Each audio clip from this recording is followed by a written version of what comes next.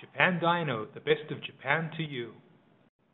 Howdy, this is Andy of Japan Dyno, and I have for you an HKS Super SQV blow-off valve for the Mitsubishi GTO Z16 or Z16 GTO, a 1993 Gogatsu, which is January, February, March, April, May of 1993, Heisei Gonen, Gogatsu, May of 1993, Z16 GTO, Mitsubishi GTO. Okay, so this is the valve itself. It is a vehicle-specific valve. In other words, it has been factory set.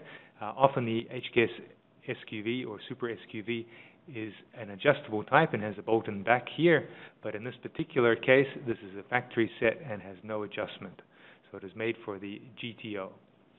Okay, this is the rest of the fitting kit, so it's the complete kit for the GTO. And close-up of the valve is the late lacquered type. Has the lacquer on it to stop any oxidization at all.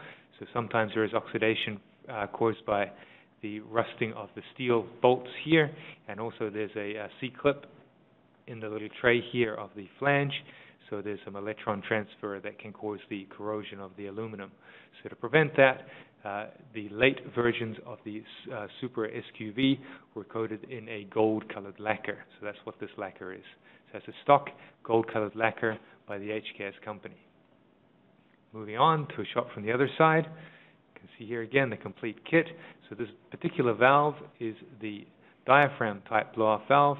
It has a diaphragm in the center here, a spring resisting the diaphragm, and pulling on the diaphragm is the inner manifold pressure through the nipple here, and pushing on the diaphragm is the boost from below. So a combination of the pull on this side of the diaphragm from the inner manifold and the boost from below will move the diaphragm backwards, which pulls on a little valve here, a little piston, and the piston moves forward and squeezes. Unfortunately, this shot is very blurry, but pulls back on this little piston here, and the boost pressure will squeeze out the gap, making that very distinctive HKS sound. So this is the purple of the stock HKS. It is actually labeled HKS on the top. You can't see it because of the blurriness of this particular shot. I apologize for that. And this is the back of the unit in much better focus. Okay, you can see here how it does not have the bolt and locking nut in back. Instead, it has a sealed rear to it, and this is the valve which connects to the inner manifold. So a Z16 GTO, Mitsubishi GTO full kit from a 1995. Oh, and finally, I'll just give you, this is a photo of the vehicle, so a photo before it was removed. So there's the valve there, fitted into the Z16A. Okay, thank you.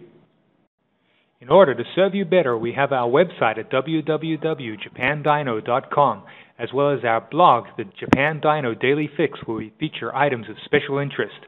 Look forward to seeing you there.